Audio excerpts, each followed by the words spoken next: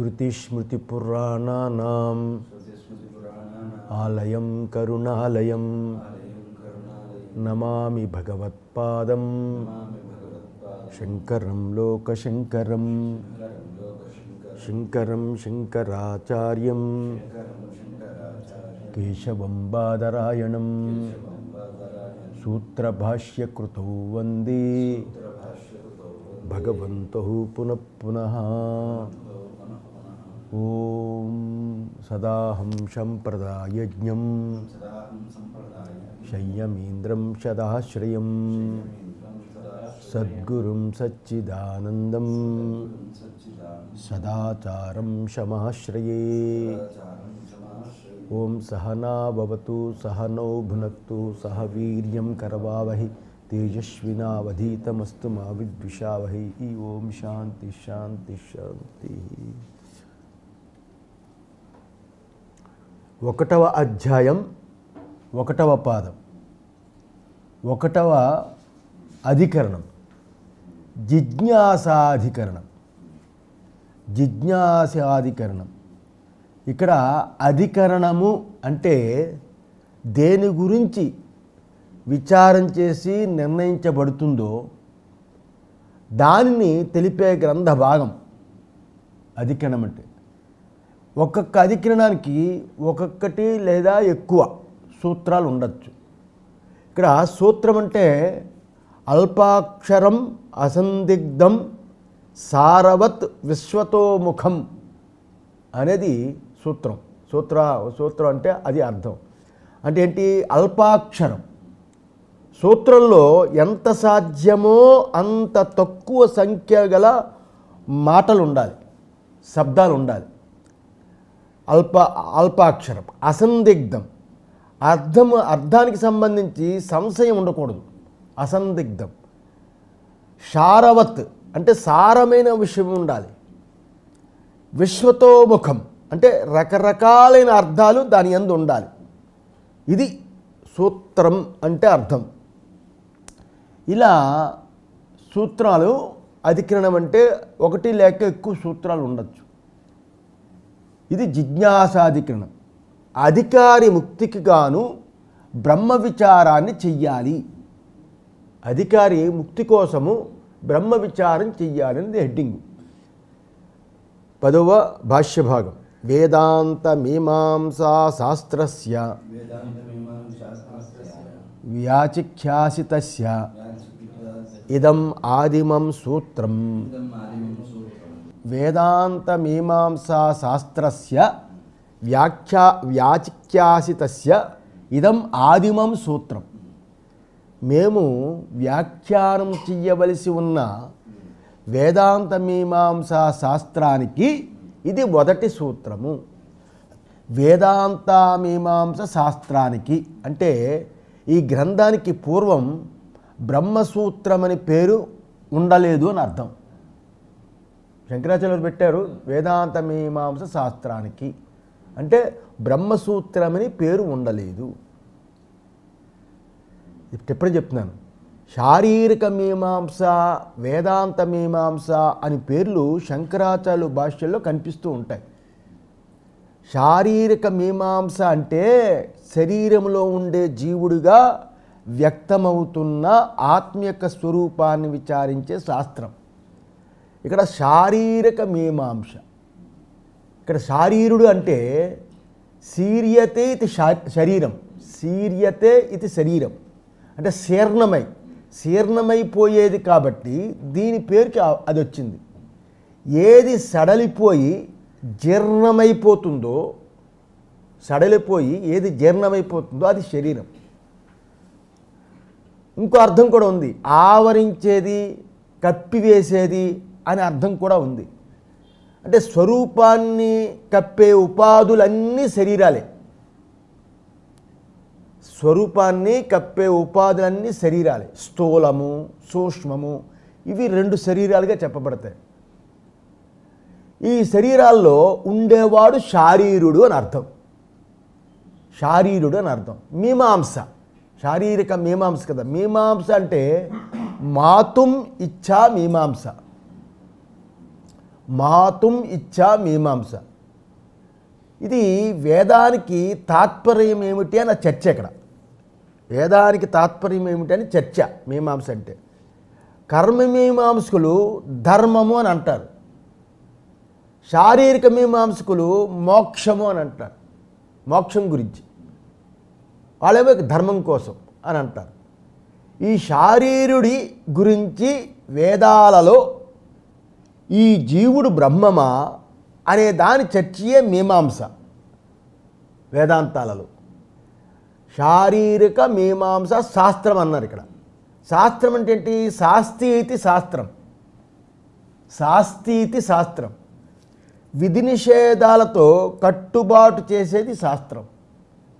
అయితే వేదాంతమందు పరమార్థతత్వం తెలిపే భాగము ఉంది కదా, ఆ ఉండడం చేత దానికి శాస్త్రమని కూడా పేరు వచ్చింది.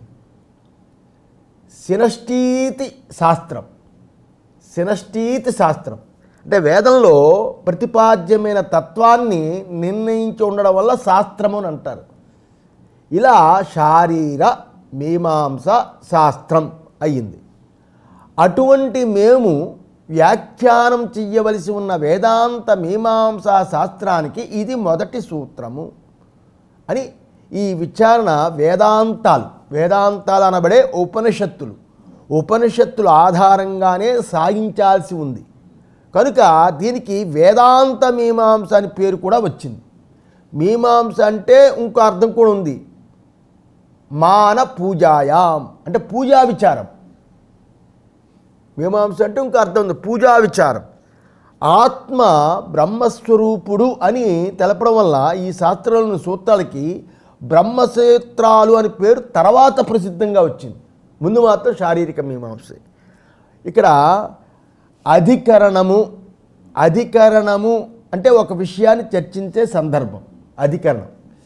ఇందులో 5 అంశాలు తప్పకుండా ఉండాలి. అధికరణం అంటే 5 అంశాలు ఉండాలి. 1 విషయము, 1 అంటే జ్ఞానాన్ని తెలియజేసే విషయం ఉండాలి. 2 విషయం అంటే సంశయం, విషయానికి పర్యాయ పదం సంశయం. ఇక వ్యాఖ్యానానికి ఉండే 5 అంశాల్లో మొదటిది విషయము, రెండవది సంశయం. ఈ సంశయం ఉన్నప్పుడే దాని మీద చర్చ జరుగుతుంది. సంశయం లేకుండా చర్చ జరగదు. సంశయమే లేకపోతే చర్చ ఉండదు, కాబట్టి పరిష్కారం కూడా ఉండదు. ఇలా 2 అయ్యాయి, సంశయము విషయము. ఇక 3వది సంగతి, తర్వాతది ఆక్షేపము, 4వది, తర్వాత సమాధానం. ఇవి అధికరణం. ఈ 5 అంశాలు తప్పకుండా ఉండాలి. ఇప్పుడు అథాతో బ్రహ్మ జిజ్ఞాస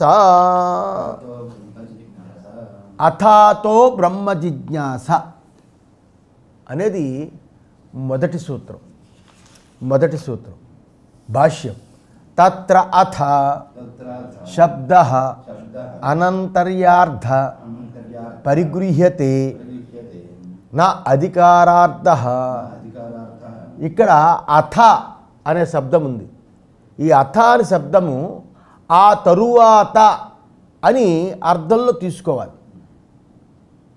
అథ అనే శబ్దము అనంతర్యార్థం తీసుకోవాలి. అనంతర్యార్థం అంటే ఆ తరువాత అని అర్థం తీసుకోవాలి. అంతేగాని ప్రారంభము అని అర్థం తీసుకోకూడదు. ఈ అథ అనే శబ్దానికి ప్రారంభము అని అర్థం తీసుకోకూడదు, తరువాత అని అర్థం తీసుకోవాలి. ఎందుకు? బ్రహ్మ జిజ్ఞాసాయాః అనధికార్యత్వాత్. ఎందుకు ప్రారంభము అని తీసుకోకూడదు, ఆ తర్వాత అని తీసుకోవాలి అంటే బ్రహ్మ జిజ్ఞాస ఇక్కడ ఆరంభించతగింది కాదు. బ్రహ్మ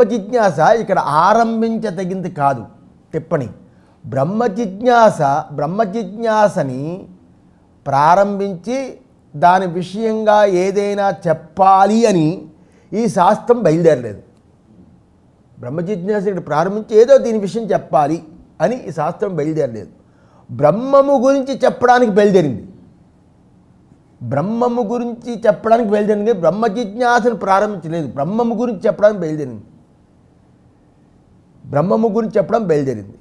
అందువల్ల మంగళస్య చ వాక్యార్థే సమన్వయాభావాత్,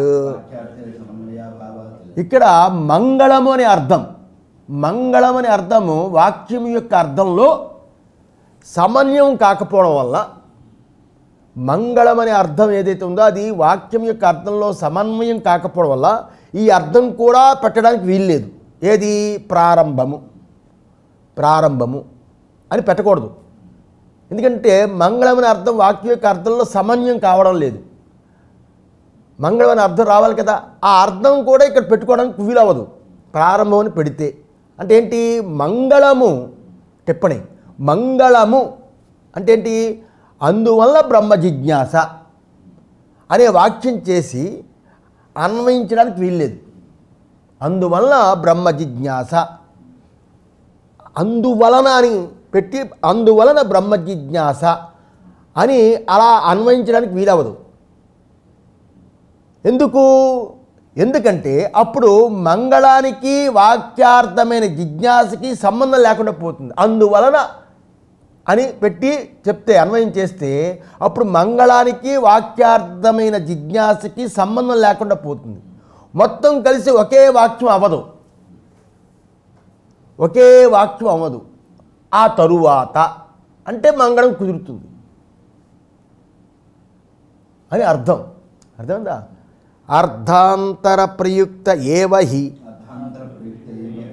అధః శబ్దః శృత్యా మంగళ ప్రయోజనో భవతి.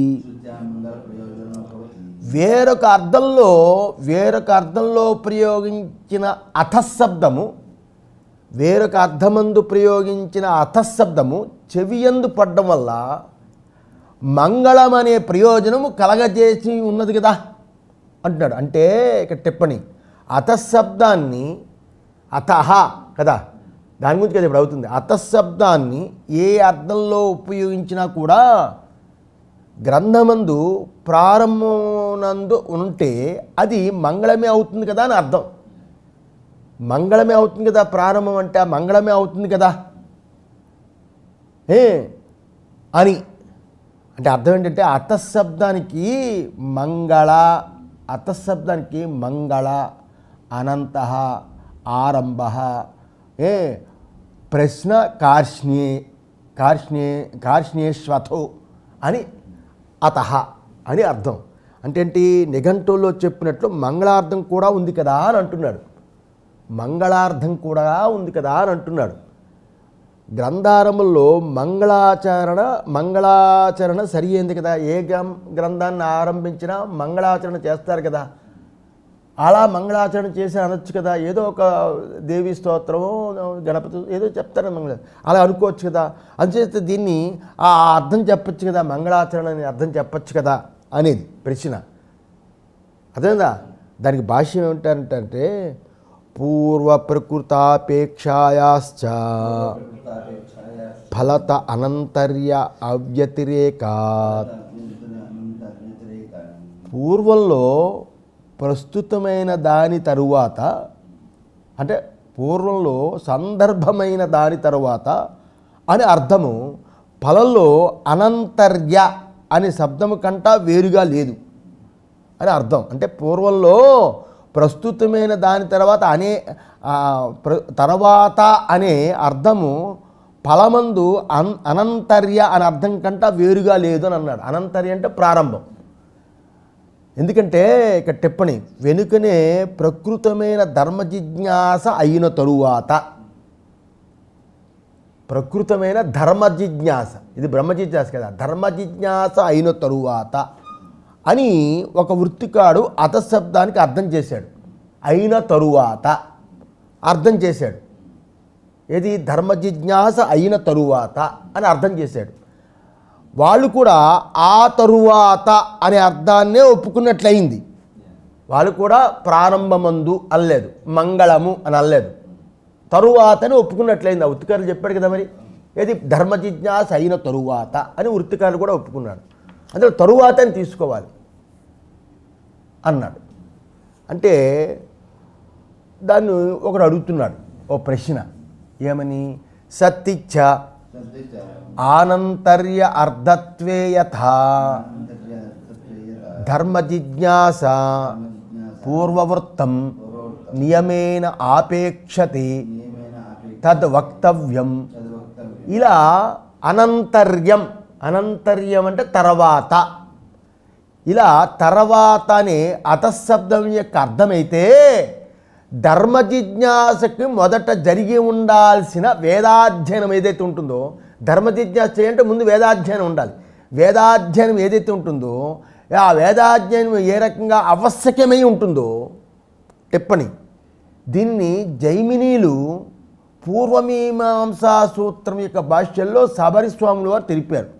ఇందువల్ల ధర్మ జిజ్ఞాస చెయ్యాలంటే ముందు వేదాధ్యయనం అవశ్యమై ఉంటుంది. వేదాధ్యయనం లేకుండా ధర్మ జిజ్ఞాస ఎలా చేస్తారు? అలా ధర్మ జిజ్ఞాసకి మొదట జరిగి ఉండాల్సిన వేదాధ్యాయం ఎలా ఆవశ్యకమై ఉంటుందో ఆ రకంగానే బ్రహ్మ జిజ్ఞాసకు కూడా మొదట కావలసింది ఏది ఆవశ్యకంగా కావాలో దానిని చెప్పదగిన అవసరం ఉన్నది. అందువల్ల వేదాధ్యయనం తర్వాతే కలగవలసింది ఏదైతే ఉందో అది రెండు జిజ్ఞాసులకి సమానంగా ఉంటుంది. ధర్మ జిజ్ఞాసకి ఏ రకంగా వేదాధ్యయనం ముందు అవసరమో అలాగే బ్రహ్మ జిజ్ఞాసకు కూడా ముందు వేదాధ్యయనం అవసరము అని టిప్పణి. అందుచేత దానిని ఇక్కడ అధశబ్దంతో చెప్పలేదు. ధర్మ జిజ్ఞాస చెప్పిన దాన్ని ఇక్కడ అధశబ్దంతో తర్వాత అనే కదా తీసుకున్నారు. తర్వాత అని తీసుకుంటే అర్థమవుతుందా? తర్వాత అని తీసుకుంటే జైమిని సూత్రాలకి తర్వాత అని తీసుకుంటే వేదాధ్యయనం, తర్వాతని తీసుకుంటే వేదాధ్యయనం తర్వాత ధర్మ జిజ్ఞాస. బ్రహ్మ జిజ్ఞాసకి వేదాధ్యయనం తర్వాత అని తీసుకోలేదు, వేదాధ్యయనం తర్వాత బ్రహ్మ జిజ్ఞాస తీసుకోలేదు. ఇక్కడ ఇదంతా ఇక్కడంతా అథ అతః బ్రహ్మ జిజ్ఞాస 4 పదాలు, వీడి గురించి చర్చ ఉంటుంది. ఇందులో చాలా మంచి విషయాలు ఉంటాయి, చాలా జాగ్రత్తగా వెళ్ళాల్సి ఉంటాయి. ఎందుకంటే ఇందులోని సున్నితమైన విషయాలు చర్చ. అతః అనే దానికి అతః కాదు అథ అనే దానికి చర్చ చాలా అవసరం, మీకు ముందు ముందు తెలుస్తుంది. ఇక్కడ రెండు విధాలైన జిజ్ఞాసలు చెప్పారు. ధర్మ జిజ్ఞాస అంటే వేదాలనే ప్రమాణంగా పెట్టుకోవలసిన ధర్మాలు, వేదాలే ప్రమాణాలు. వేదము, వేదాంగాలు, స్మృతులు, పురాణాలు, ఇతిహాసాలు, భారతము ఇచ్చారు, కావ్యాలు, రామాయణం ఇలాంటివి మొదలైనవి ధర్మ గ్రంథాలు. ఈ సనాతన వైదిక ధర్మమందు పరమాత్మ యొక్క అస్తిత్వాన్ని, శరీరము కంటా వేరుగా ఉన్న జీవుడి యొక్క అస్తిత్వాన్ని, పూర్వజన్మ పునర్జన్మ, స్వర్గ నరకాదులు, లోకాంతరాలు, దేవతల అస్తిత్వము మొదలైన వాటిని అంగీకరిస్తారు ధర్మ జిజ్ఞాసలో. ఇదే కాకుండా వర్ణాశ్రమ విభాగం చాలా గట్టిగా చెప్తుంది ధర్మ జిజ్ఞాస. దీనిని తెలుసుకోవాలి, దీన్ని తెలుసుకుని ఆ ప్రకారం ఆచరించుకుని ఆయా ఫలాన్ని పొందడానికి ప్రయత్నమే ధర్మ జిజ్ఞాస. దీనిని జైమినులు పూర్వమీమాంసా సూత్రాలుగా రాశారు. జైమిని మహర్షి పూర్వమీమాంసా సూత్రాలుగా. దానిని భాష్యం రాసింది ఎవరు? సాబరస్వామి భాష్యం, సాబర భాష్యం అంటారు. ఇక బ్రహ్మ జిజ్ఞాస, వేదము చివరిలో ఉన్న ఉపనిషత్తులు యందున్న జిజ్ఞాస బ్రహ్మ జిజ్ఞాస. వేదం యొక్క చివర బ్రహ్మ జిజ్ఞాస అంటే ఏంటంటే ధర్మ జిజ్ఞాస ప్రకారం ఇక్కడ కేవలం శ్రద్ధతో చెప్పిన దాన్ని నమ్మడం మాత్రమే కాదు. బ్రహ్మ జిజ్ఞాసలో అది విశేషం. ధర్మ జిజ్ఞాసులు అయితే శ్రద్ధతో చెప్పిన దాన్ని నమ్మాలి. బ్రహ్మ జిజ్ఞాసలో శ్రద్ధతో చెప్పిన దాన్ని నమ్మడం మాత్రమే కాదు, మరేమంటే పరమాత్మ అనే తత్వం ఏది? ధర్మ జిజ్ఞాసలో ప్రశ్నలు ఉండవు, చెప్పిన దాన్ని శ్రద్ధతో ఆచరించాలి. ఇక్కడేమైంది? బ్రహ్మ జిజ్ఞాసలో పరమాత్మ అనే తత్వం ఏది? శరీరాదుల కంటే వేరుగా ఉన్న జీవుడి యొక్క నిజమైన స్వరూపం ఏమిటి? లేదా ఆత్మ అంటే ఏమిటి? ఈ విశ్వము కనబడుతుంది కదా, సకల చరాచర విశ్వము కనబడుతుంది కదా, ఈ విశ్వము యొక్క తత్వం ఏమిటి అనే దాన్ని విచారించాలి. అలా విచారించి ఈ జగత్తు, జీవుడు, ఈశ్వరుల తత్వాన్ని నిర్ణయించే విచార క్రమమే బ్రహ్మ జిజ్ఞాస. బ్రహ్మ జిజ్ఞాస అని పేరు. ఈ బ్రహ్మ జిజ్ఞాస సార్వత్రికానుభవంపై నడుస్తుంది. ఈ బ్రహ్మ జిజ్ఞాస అందరికీ సంబంధించి సార్వత్రికానుభవంపై నడుస్తుంది. జీవించి ఉన్నప్పుడే విచార సమకాలంలోనే దీని నిర్ణయం అయిపోవాలి. ఇందులో అది ఇంపార్టెంట్. ధర్మ జిజ్ఞాస నిర్ణయం అవ్వదు, శ్రద్ధతో చెయ్యాలి, చచ్చిన తర్వాత అవుతుంది. ఇక్కడ జీవించి ఉన్నప్పుడే విచార సమకాలంలో దీని నిర్ణయం అనుభవం యందే పర్యవసానం చెందాలి, లేకపోతే జ్ఞానం కలగలేదని అర్థం. అందులో ధర్మ జిజ్ఞాస కంటే వేరుగా స్వతంత్రంగా బ్రహ్మ జిజ్ఞాస అనేది వేదంలో ఉండడం ఈ వైదిక ధర్మాలలో గొప్పతనం. అందులో ధర్మ జిజ్ఞాస, బ్రహ్మ జిజ్ఞాస. ధర్మ జిజ్ఞాస పురుషతంత్రం, బ్రహ్మ జిజ్ఞాస వస్తుతంత్రం. ధర్మ జిజ్ఞాస దీనిలో కేవలం విశ్వాసం ముఖ్యం. బ్రహ్మ జిజ్ఞాసలో ఇది సాక్షాత్ అనుభవమే ముఖ్యం. ఇక్కడ నేరుగా అనుభవం ముఖ్యం బ్రహ్మ జిజ్ఞాసలు, అక్కడ విశ్వాసం ముఖ్యం ధర్మ జిజ్ఞాసలు. ధర్మ జిజ్ఞాసలో దీని ఫలం అనిత్యం, స్వర్గానికి వెళ్ళి అనిత్యమే కదా, క్షీణే పుణ్య మత్స్యలోకం. బ్రహ్మ జిజ్ఞాసలో దీని ఫలం నిత్యం. ధర్మ జిజ్ఞాసలో దీని ఫల విషయంలో సంశయం తప్పదు, సంశయం ఉంటూనే ఉంటుంది ఫల విషయంలో. బ్రహ్మ జిజ్ఞాసలో దీంట్లో సంశయమే అవకాశం ఉండదు. ధర్మ జిజ్ఞాసలో ఇది పరోక్ష ఫలాన్ని సూచిస్తుంది, స్వర్గమో ఇంకోటో సూచిస్తుంది. బ్రహ్మ జిజ్ఞాసలో అపరోక్షమైన సాక్షాత్తు అయిన ఆత్మను సూచిస్తుంది. ధర్మ జిజ్ఞాసలో ఇది క్రియారూపంగా ఉంటుంది, బ్రహ్మ జిజ్ఞాసలో ఇది జ్ఞానరూపకంగా ఉంటుంది. ధర్మ జిజ్ఞాసలో దీనిలో శృతి స్మృతి ప్రమాణాలు. బ్రహ్మ జిజ్ఞాసలో శృతి, యుక్తి, అనుభవం ప్రమాణం. ధర్మ జిజ్ఞాసలో కర్మ వల్ల మోక్షం అంటాడు ధర్మ జిజ్ఞాసలో. బ్రహ్మ జిజ్ఞాసలో జ్ఞానం వల్లే మోక్షం అంటాడు. ధర్మ జిజ్ఞాసలో ఇది ఇప్పుడే అనుభవానికి రాదు, చచ్చిన తర్వాత అంటాడు. బ్రహ్మ జిజ్ఞాసలో ఇది ఇప్పుడే అనుభవానికి వస్తుంది, బ్రతికున్నప్పుడే అంటాడు. ధర్మ జిజ్ఞాసలో ఇది నా కర్తవ్యము అనే బుద్ధితో కర్మను ఆచరించాలి. ఇది నేను చెయ్యవలసిన కర్మ అనే బుద్ధితో కర్మ చెయ్యాలి.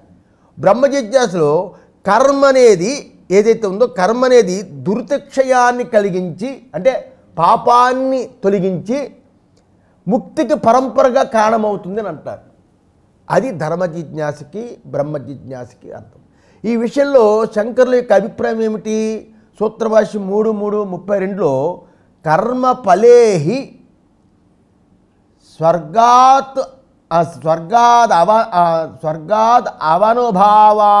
అవనుభావానారూఢే స్యాదాశంకా భవేద్వా నవా ఇతి అనుభవారూఢంతు జ్ఞానఫలం ఎస్ సాక్షాత్ అపరోక్షాత్ బ్రహ్మ. బృహదారణ్యం 3:4-1 ఇది శృతే తత్వమసి 6:8-7 ఛాందోగ్యం ఇది చ సిద్ధవత్ ఉపదేశాత్ అని సూత్రభాష్యం.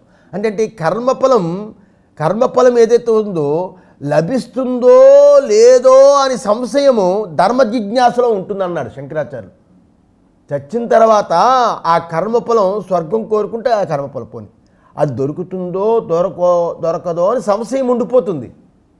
బ్రతికున్నంత సంశయం, చచ్చిన తర్వాత చూడాలి, అంతవరకు ఆ సంశయమే కదా. వేదాన్ని నమ్మేమంతే, సంశయం ఉండిపోతుంది. అలాంటి సంశయము ధర్మ జిజ్ఞాసలో ఉంటుంది. కానీ బ్రహ్మ జిజ్ఞాసలో బ్రహ్మము సాక్షాత్తు అపరోక్షమే ఉంది అని శృతి చెప్పడం వల్ల అదే నీవు తత్వమసి, అదే నీవు అని ఇప్పుడే చెప్పడం వల్ల జ్ఞాన ఫల విషయంలో సంశయం ఉండదు అన్నాడు. శంకరాచార్య ఉద్దేశమే మనం చెప్పుకుందాం. ఇలా శ్రీ శంకరాచార్యులు వారి భాష్యంలో పై విషయాన్ని ఈ విధంగా చూపించారు. ఎలాగా అంటే ధర్మ జిజ్ఞాసకి బ్రహ్మ జిజ్ఞాసకి ఉన్న భేదాన్ని చూపిస్తున్నారు శంకరాచార్యులు వారు. ముందుగా ప్రశ్న నను ఇహ కర్మావబోధానంతరం కాదు, నను ఇహ కర్మావబోధానంతర్యం విశేష, అది భాష్యం. అడుగుతున్నాడు ప్రశ్న, ఏమండి ఇక్కడ కర్మ యొక్క జ్ఞానాన్ని ధర్మ జిజ్ఞాస కదా, కర్మ యొక్క జ్ఞానాన్ని సంపాదించుకున్న తరువాత జిజ్ఞాసని చెయ్యాలి. కర్మ యొక్క జ్ఞానాన్ని సంపాదించుకున్న తర్వాత జిజ్ఞాస చెయ్యాలి అని విశేషాన్ని పెట్టుకోవచ్చు కదా. బ్రహ్మ జిజ్ఞాసకి కర్మ యొక్క జ్ఞానాన్ని సంపాదించుకున్న తర్వాత బ్రహ్మ జిజ్ఞాస చెయ్యాలి, అలా విశేషం పెట్టుకోవాలి కదా. కర్మ యొక్క జ్ఞానం లేకుండా బ్రహ్మ జిజ్ఞాస అవ్వదు కదా, అవ్వకూడదు కదా. అందులో బ్రహ్మ జిజ్ఞాస ముందు కర్మ జిజ్ఞాస ఉండాలి కదా, అలా పెట్టుకోవచ్చు కదా అంటున్నాడు టిప్పణి. ఈ పూర్వపక్షము పూర్వప్రకృతాపేక్ష అనే అర్థంతో చెప్పే వృత్తిని అవలంబించినవాడు అని పెట్టుకోవచ్చు ఇక్కడ. ఎందుకంటే ధర్మ జిజ్ఞాసకి వేదాధ్యయనం మొదట అయ్యి ఉండాలి. వేదాధ్యయనం అవ్వకుండా ధర్మ జిజ్ఞాస కుదరదు, మొదట అది అయ్యి ఉండాలి. బ్రహ్మ జిజ్ఞాసకి అధ్యయనం యొక్క జతకి కర్మకాండ యందు చెప్పిన కర్మల యొక్క జిజ్ఞాస కూడా కావాలి అనే విశేషణాన్ని కూడా కల్పించవచ్చు కదా, అంతే కదా అని పూర్వపక్షి అడుగుతున్నాడు. దానికి సిద్ధాంతి చెప్తున్నాడు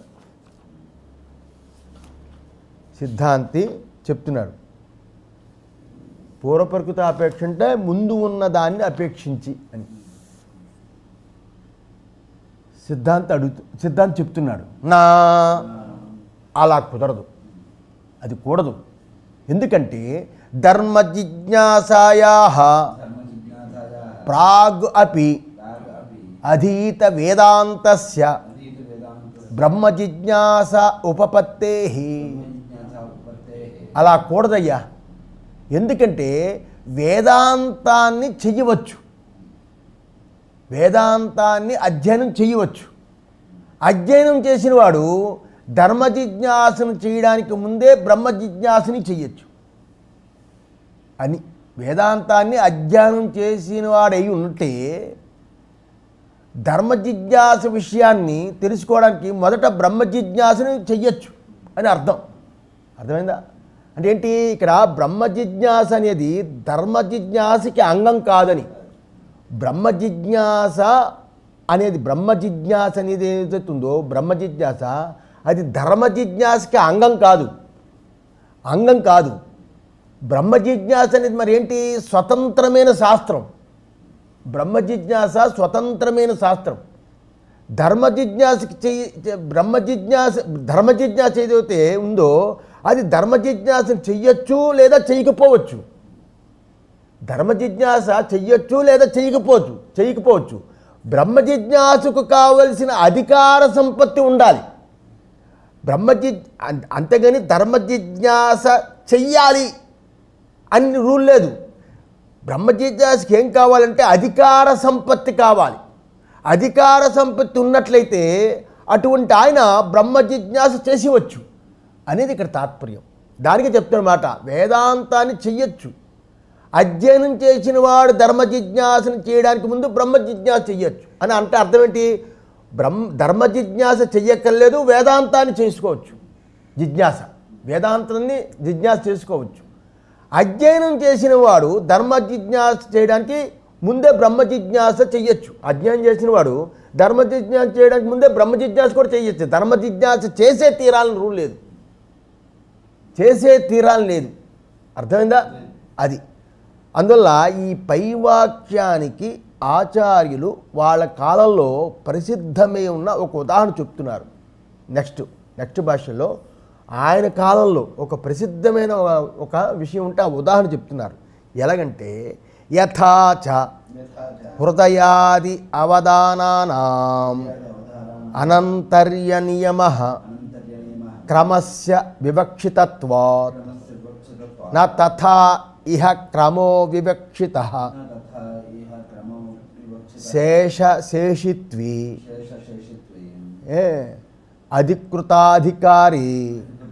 అధికృతాధికారీ వా ప్రమాణ అభావాత్.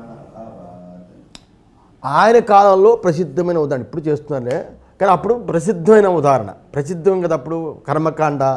ఏం చెప్తున్నారంటే ఉదాహరణ చెప్తున్నారు. ఏ విధంగా యాగంలో హృదయము మొదలైన అన్నాడు. హృదయము మొదలైన ఇక్కడ హృదయము మొదలైన టిప్పణి. హృదయము, నాలుక, యద ఈ అవయవాల్ని హృదయస్య అగ్రే అవద్యత్యథ జిహ్వాయాః అత వక్షసః అని తైత్రీయము 6:3-10 ఏమిటి? ముందు యజ్ఞ పశువు యొక్క హృదయాన్ని ఖండించాలి. యజ్ఞ పశువు ఉంది కదా, దాని హృదయాన్ని ఖండించాలి. తరువాత నాలుక ఖండించాలి, తరువాత వక్షస్థలం ఖండించాలని చెప్పింది. అలా యాగంలో హృదయము మొదలైన పశువు యొక్క అవయవాల్ని ఛేదించడంలో ఒకదాని తర్వాత ఒకటి క్రమాన్ని చెప్పింది కదా. ఒకదాని తర్వాత ఒకటి క్రమాన్ని చెప్పింది. అలా చెప్పడం యందు తాత్పర్యం ఉంది. తాత్పర్యం ఉండడం చేత చెప్పని అథ అంటే ఆ తరువాత అనే మాట ఆ అవధాన మంత్రమందు క్రమాన్ని తెలిపింది. అంటే అవధాన మంత్రం అంటే అవయవాలు, దీంట్లో మంత్రంలో క్రమాన్ని తెలిపింది. ఇక్కడ హృదయము తర్వాత జిహ్వ తర్వాత వక్షస్థలం, యద అంటే వక్షస్థలం అని క్రమం చెప్పడానికి ఉద్దేశించబడింది. ఇలా క్రమం ఉద్దేశించబడడం చేత అనంతర్యం అంటే తరువాత అని అతశబ్దానికి క్రమార్థం చెప్పింది. అది ఎలాగో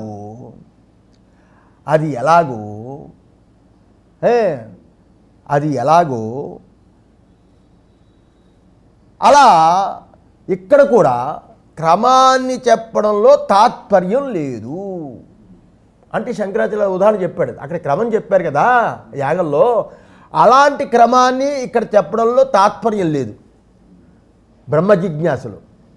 ఎందుకు లేదంటే ఈ రెండింటికి అంగాంగి భావం ఉంది అనడం కానీ, ఒకదానికి అంగి అనే భావం ఉంది అనడం కానీ, ఒకదాని యందు అధికారి అయిన వాడికే ఇంకొక దాని యందు అధికారం ఉంటుందని కానీ ప్రమాణము లేదు అన్నాడు. ప్రమాణము లేదు అని. అందువల్ల ఈ అవధానాలు అంటే ఛేదించడాలు, అంటే అవయవాలు ఛేదించడాలు. అగ్నిష్టోమము అనే పశుయాగానికి శేషాలు అంటే అంగాలు అవడం. పశుయాగం శేషి అంటే అంగి. ఈ విధంగా ఇక్కడ అవధానానికి అంటే అవయవాలు ఛేదించడానికి పశుయాగానికి మధ్య శేషి అంగి అనే భావ సంబంధం ఉంటుంది. అందువల్ల అటువంటి అవధానాలకి ఆ క్రమంలోనే చెయ్యాలని నియమం. అందుచేత అక్కడ అథ అనే శబ్దము క్రమాన్ని బోధిస్తుంది కర్మకాండలు. ప్రస్తుతం ధర్మ జిజ్ఞాస అంటే కర్మ జిజ్ఞాస, ఈ ధర్మ జిజ్ఞాస బ్రహ్మ జిజ్ఞాసల మధ్య శేషి శేష అంటే అంగి అంగ అనే భావం. అంటే ధర్మ జిజ్ఞాస శేషం, బ్రహ్మ జిజ్ఞాస శేషి, ధర్మ జిజ్ఞాస శేషం, బ్రహ్మ జిజ్ఞాస శేషి అనే మాట లేదు. అందువల్ల అర్థశబ్దానికి రమార్థం చెప్పకూడదు. అది అందువల్ల ఒక కర్మ చేయడానికి అధికారం ఉండాలి.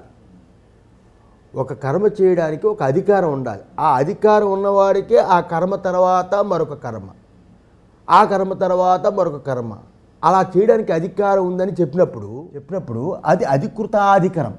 అది అధికృతాధికారం అని అంటారు.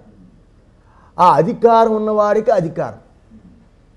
ఉదాహరణకి ఇంకో ఉదాహరణ చెప్తాను. దర్శ పూర్ణమాసాభ్యాం ఇష్ట్వా సోమేన యజేత అని ఉంది. ఈ వాక్యంలో దర్శ పూర్ణమాస యాగాలు చేయడానికి ఎవరికి అధికారం ఉందో, దర్శ పూర్ణమాస యాగం చేయడానికి ఎవరికైతే అధికారం ఉందో అతడే అవి చేసిన తర్వాత సోమయాగం చెయ్యాలి. అందుకని ముందు సోమయాగం చేయకూడదు. దర్శ పూర్ణమాస యాగం చేసిన తర్వాతే సోమయాగం చేయాలి అని అర్థం. ఇలాంటి స్థలాల్లో కూడా క్రమాన్ని చెప్పింది.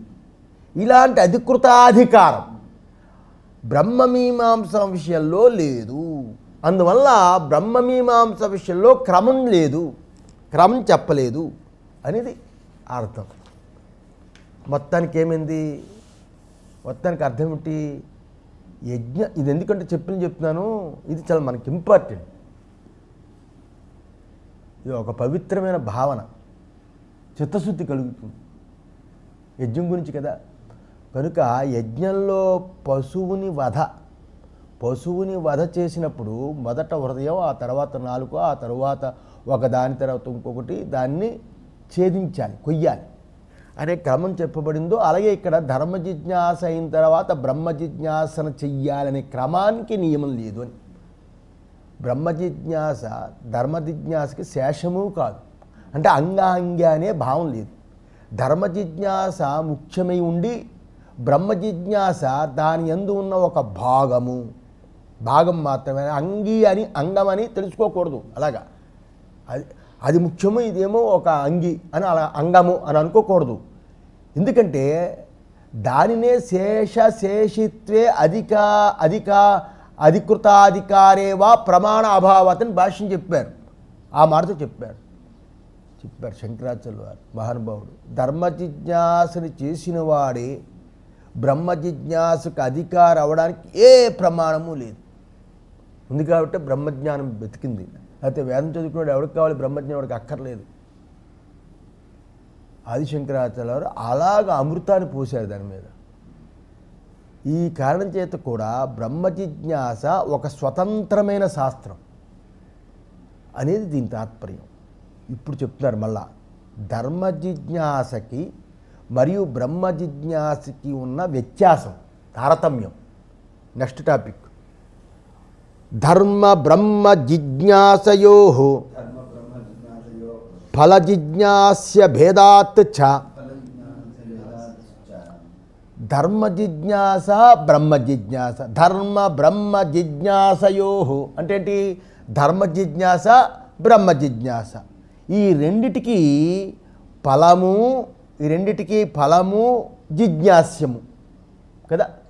రెండిటికి ఫలము జిజ్ఞాస్యము వేరువేరుగా ఉండడం చేత కూడా, ఫలము జిజ్ఞాస వేరువేరుగా ఉండడం చేత కూడా పూర్వపక్షం సరికాదు. ధర్మ జిజ్ఞాసకి ఫలం వేరు, జిజ్ఞాస వేరు, అది ధర్మం కోసం. బ్రహ్మ జిజ్ఞాసకి ఫలం వేరు, జిజ్ఞాస వేరు. అందులో ఈ రెండు వేరువేరుగా ఉండడం చేత పూర్వపక్షం చెప్పింది సరికాదు. ఎందుకంటే అభ్యుదయ ఫలం ధర్మజ్ఞానం తత్ చ అనుష్ఠాన అపేక్షం. ఏమిటండి వేరువేరుగా ఉన్నాయి? ఏంటంటే ఎలాగంటే ధర్మ జిజ్ఞాసకి ఫలము అభ్యుదయం ఫలం ధర్మజ్ఞానం. ధర్మ జిజ్ఞాసకి ఫలం అభ్యుదయం. తత్వచ అనుష్ఠానాపేక్షం. ఆ అభ్యుదయమే ఫలము. అది దేన్ని అపేక్షిస్తుంది? మరొక దానికి అనుష్ఠానం కావాలి, దాన్ని అపేక్షిస్తుంది. అనుష్ఠానం చెయ్యాలి. అంటే ధర్మ జిజ్ఞాసకి కలిగే అభ్యుదయం అంటే గొప్ప ఉన్నతిని చేర్చే ఫలం. అభ్యుదయం అంటే కదా ఉన్నతిని చేర్చే ఫలం. ఇది అనుష్ఠానం అంటే క్రియను అపేక్షిస్తుంది. క్రియ చేయమంటుంది. ఆమ్నాయస్య క్రియార్థత్వాత వస్తుంది, క్రియను అపేక్షిస్తుంది, క్రియను అపేక్షిస్తుంది. అయితే మరి ఇది బ్రహ్మ జిజ్ఞాస నిశ్రేయస ఫలం తు బ్రహ్మ విజ్ఞానం నచ అనుష్ఠాన అంతర అపేక్షం. బ్రహ్మజ్ఞానానికైతే నిశ్రేయసము ఫలము. నిశ్రేయసం అంటే ముక్తి. నిశ్రేయస ఫలం తు బ్రహ్మ విజ్ఞానం. తు అన్నారు కదా, బ్రహ్మజ్ఞానానికైతే నిశ్రేయస ఫలం. నచ అనుష్ఠాన అంతర అపేక్షం. శంకరాచార్యులు చెప్పారు, దానికి మళ్ళీ ఏదో అనుష్ఠానం కావలసిన అవసరం లేదు. బ్రహ్మజ్ఞానానికి దానికైతే అనుష్ఠానం కోరుకుంటుంది. అది అభ్యుదయ ఫలం. అభ్యుదయం కోరుకున్నవాడు అనుష్ఠానం చేయంటుంది. బ్రహ్మజిజ్ఞాస లేదు. మోక్షం ఫలం కోరుకున్నవాడు మళ్ళీ ఏ అనుష్ఠానం ఉండదు. బ్రహ్మ జిజ్ఞాసతో సరి అన్నాడు. ఇక్కడ టిప్పణి. ఈ ప్రయోజయాగాలు ఏవైతే ఉంటాయో దర్శ పూర్ణమాసాలకి అంగమై ఉంటాయి. అవి అంగమై ఉంటాయి. అంగమై ఉండడం చేత వాటిని మొదట చేసి ఆపై దర్శ పూర్ణమాసాలు చెయ్యాలి. ముందు ప్రయోజయాగాలు చెయ్యాలి, ఆ తర్వాత దర్శ పూర్ణమాసాలు చెయ్యాలి. దర్శ పూర్ణమాసాలని చేసే సందర్భంలో చమస అనే పాత్ర ఉంటుంది. ఆ చమసం అనే పాత్రలో నీరు నింపాల్సి ఉంది. ఆ చమస అనే పాత్రలో. అయితే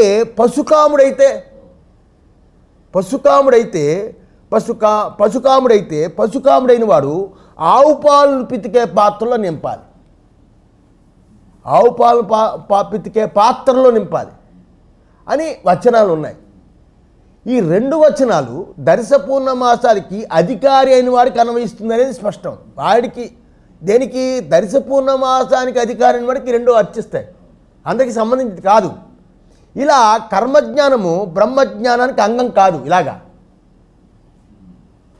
కదా దానికి అంగం అయింది కదా, అలాగే అంగం కాదు.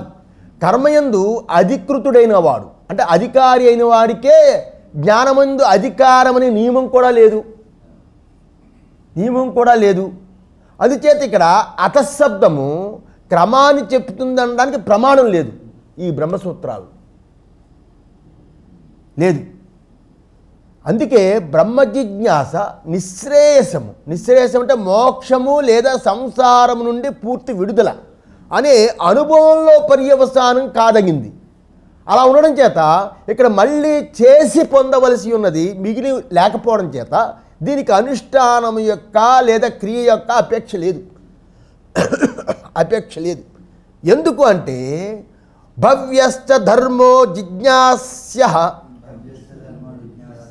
నా జ్ఞానకాలే అస్తి పురుష వ్యాపారతంత్రత్వాత్ ఇహ తు భూతం బ్రహ్మ జిజ్ఞాస్యం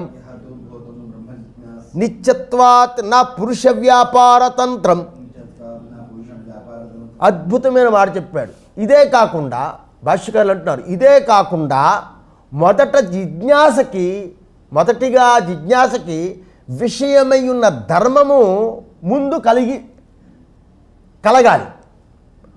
జిజ్ఞాసకి విషయమైన ధర్మం, జిజ్ఞాసకి ముందు ముందు ఉండవలసిన ధర్మం కదా, ఆ ధర్మం ముందు కలగాలి. జిజ్ఞాసకి ముందు ధర్మం ముందు కలగాలి. జ్ఞానకాలంలో ఉండదు. ఎందుకంటే అంటే జిజ్ఞాస ధర్మం గురించి తెలిసిన జ్ఞానకాలం ఇంకా ఉండదు కదా, జ్ఞానం కలిగింది కదా, మళ్ళీ ఇంకా జిజ్ఞాస ఉండదు కదా. ఎందుకంటే అది పురుష వ్యాపారానికి అధీనమై ఉంటుంది, వాడి బుద్ధికి అధీనమై ఉంటుంది. అయితే ఇక్కడ జిజ్ఞాసకి విషయమైన బ్రహ్మము ఇప్పుడే ఉంటుంది. అది నిత్యమే ఉండడం చేత పురుష వ్యాపారానికి అధీనం గలది కాదు. అది నిత్యమే ఉండడం చేత పురుష వ్యాపారానికి అంటే ఇక్కడ టిప్పణి టిప్పణి. మీకు అర్థమైందా? గీతా భాష్యం 2:20, ముండక భాష్యం 1:1. చాలా మంచి విషయం ఇది, చాలా మంచి విషయం.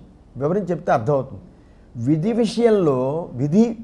విషయంలో ఏ రకంగా కర్త మొదలైన అనేక కారకాల్ని సమీకరించుకోవడంలో, విధి విషయంలో కర్త, ఇవన్నీ కర్త క్రియ, ఇవన్నీ కారకాల్ని సమీకరించుకోవడంలో వాక్యార్థాన్ని తెలుసుకున్న తరువాత, ముందు వాక్యార్థాన్ని తెలుసుకోవాలి కదా, ఏవేవి సమకూర్చుకోవాలి ఏంటని విధి విషయంలో. అవన్నీ సమకూర్చుకున్న తర్వాత ఆ తర్వాత కాలంలో అగ్నిహోత్రాదులు, వాటి ఆచరణ విషయం మిగిలి ఉంటుంది. సమకూర్చిన తర్వాత ఇంకా అగ్నిహోత్రాలు, వాటి ఆచరణ ఇంకా మిగిలి ఉంటుంది కదా, అయిపోదు కదా. మిగిలి ఉంటుందో, ఈ పరవిద్య విషయంలో మాత్రం అలా ఉండదు, అలా మిగిలి ఉండదు అని అర్థం. మిగిలి ఉండదు, వాక్యార్థాన్ని గ్రహించాలి. గ్రహించిన తర్వాత కర్మ మిగిలి ఉంటుంది అక్కడ. ఇక్కడ వాక్యార్థాన్ని ఇక్కడైతే బ్రహ్మజ్ఞానంలో వాక్యార్థాన్ని గ్రహించిన సమకాలంలోనే సర్వము పర్యవసానం అవుతుంది. అక్కడ వాక్యార్థాన్ని గ్రహించిన తర్వాత కర్మ మిగిలి ఉంటుంది. ఇక్కడ వాక్యార్థాన్ని గ్రహించిన సమకాలంలోనే సర్వము పర్యవసానం అవుతుంది. అది ఇక్కడ తేడా. ఎందుకంటే పదార్థ జ్ఞానం నందు మాత్రమే పదస్య అర్థ పదార్థ, పదము యొక్క అర్థం పదార్థం, తత్వమసి దాని జ్ఞానం, పదార్థ జ్ఞానం ఎందు మాత్రమే నెలకొనడం తప్ప మరి ఏమీ చేయవలసిన పని లేదు. తత్ త్వము అసి, తత్ అంటే ఏంటి, త్వం అంటే ఏంటి, అసి అంటే ఏంటి, పదార్థ జ్ఞానం. అలా పదార్థ జ్ఞానంలో మాత్రమే అది నెలకొనాలి తప్ప మరేమి అక్కడ చేయవలసింది ఉండదు, చేయవలసింది ఉండదు. ధర్మము భవ్యము, ధర్మము భవ్యము. పురుషుడు కర్మ యొక్క ఫలంగా ముందే రావాల్సి ఉంటుంది ధర్మము. బ్రహ్మము భూతము, భూతం అంటే ముందే ఉన్న వస్తువు, ఇప్పుడే ఉన్న వస్తువు, కర్మతో కలుగుతుందని కాదు. అది భవ్యము, పొందవలసింది. ఇది కర్మతో పొందవలసింది కాదు. అందువల్ల కర్మ తర్వాత కలగదగిన ఫలం గురించి, కర్మ తర్వాత కలగదగిన ఫలం గురించి ధర్మ జిజ్ఞాసను చెయ్యవలసి ఉంది. కర్మ చేస్తే ఏ ఫలం వస్తుంది, అందులో కర్మ తర్వాత ఫలం గురించి జిజ్ఞాస చేయాల్సి వస్తుంది. అటువంటి ఫలము జ్ఞానకాలమందు ఉండదు. అంతే కదా, ఆ ఫలాన్ని మనం జిజ్ఞాస చేస్తున్నామండి, చేసిన సమకాలంలో ఆ ఫలం ఉండదు, జిజ్ఞాస చేస్తుంది. ఎందువల్ల అది అభ్యుదయం, మరణించిన తర్వాత వస్తుంది. జ్ఞానకాలంలో ఆ ఫలం ఉండదు. అర్థమైందా? ఎందుకంటే ధర్మాన్ని ఎలా ఆచరించాలి, ధర్మాన్ని ఎలా ఆచరించాలి అనే దాన్ని తెలుసుకున్న తరువాత ఆ ప్రకారంగా అనుష్ఠానం చేయాలి. అనుష్ఠానం చేసిన తర్వాత కాలాంతరంలో లేదా లోకాంతరంలో దాని ఫలం కలుగుతుంది. అలా ఉండడం చేత తెలుసుకునే కాలంలో తెలుసుకునే జ్ఞానకాలంలో అది ఉండదు, ఆ ఫలం ఉండదు. ఆ కారణం చేత ధర్మ జిజ్ఞాస చేసేవాడి యొక్క అధీనమై ఉంటుంది. అది జిజ్ఞాస చేసేవాడి యొక్క అధీనమై ఉంటుంది. పురుషతంత్రం అధీనమై ఉంటుంది, అధీనమై ఉంటుంది. అంటే వాడు చేస్తే తను తెలుస్తుంది, తెలిసిన తర్వాత చెయ్యాలి. వాడు అధీనం చేస్తాడో చేయడం తర్వాత విషయం. కానీ ఇది పురుషతంత్రం లేదా కర్తృతంత్రం అనే శబ్దాలకి చేసేవాడి ఇష్ట ప్రకారం చెయ్యొచ్చు, ఇష్టం లేకపోతే విడిచివచ్చు. జిజ్ఞాస చెయ్యొచ్చు, మానివచ్చు. జిజ్ఞాస ఏం చేత కర్మ చెయ్యొచ్చు, మానివచ్చు, మరొక విధంగా చెయ్యొచ్చు. ఇది వాడి అధీనంలో ఉంటుంది. ఇది పురుషతంత్రం. అయితే బ్రహ్మ జిజ్ఞాస యందు ఉన్న బ్రహ్మతత్వము ప్రతి ఒక్కరి నిజమైన స్వరూపం. దాని గురించి చర్చ.